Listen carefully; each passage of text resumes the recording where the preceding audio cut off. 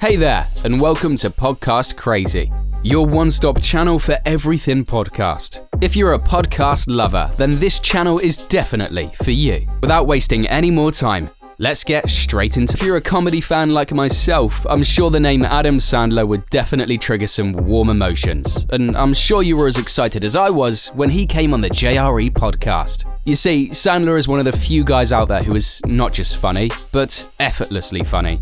So when I saw him on JRE, I was expecting nothing short of pure comedy talk throughout the whole podcast. And man, I wasn't disappointed. You see, the podcast ran for about 2 hours and 17 minutes, and not once was there talk about politics, trash talking, or any of the highbrow content that some other guests tend to discuss on the show.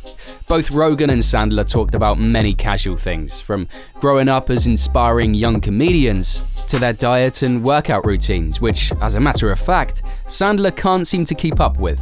Of course, it wasn't all PG material, however, so stay tuned through these next clips before we get onto the moment Sandler gets to not only experience, but also spread the icing on Joe. While there were bits of funny moments, I genuinely feel we could have gotten more out of this episode. No thanks to Rogan, who kept on rambling and didn't give Sandler enough time to talk. Come on, Joe.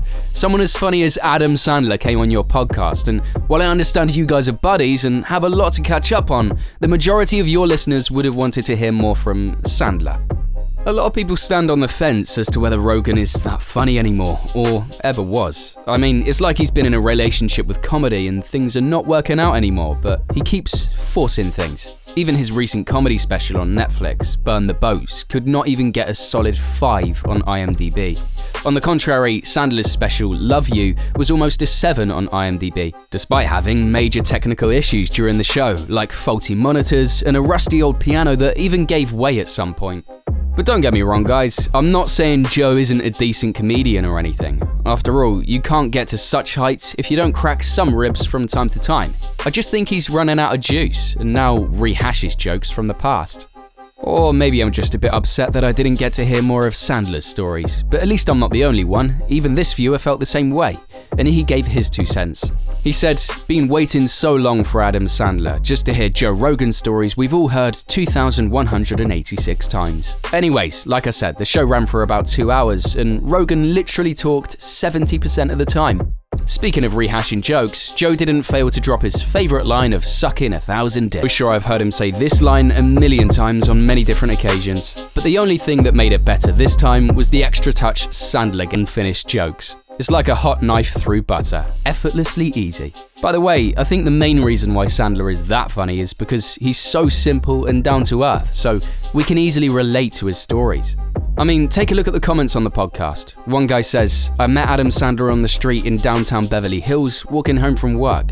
He is a genuinely nice person. He asked me about my day at work and was genuinely interested in what I had to say and have just a basic conversation. Funny guy, extremely polite, and doesn't flash his money." But this other fan's comment truly captures my thoughts. He says, "Me and my closest friend would watch Adam Sandler movies almost non-stop. I never found him to be the most funny, but it's his character that brings him out as a comedian. One of the few shining lights in my dark childhood. My friend, unfortunately, is gone, but that memory permeates any time I hear his voice. Glad he made it on here once. We're sorry to hear about your hard times, Brandon, but we're happy our comedy legend has been a shining light for you."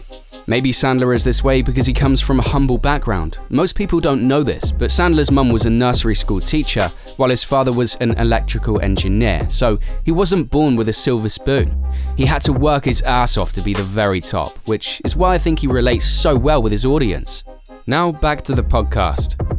One other thing I found odd about this episode was the fact that they only got to talk about Sandler's special when the podcast was almost ending.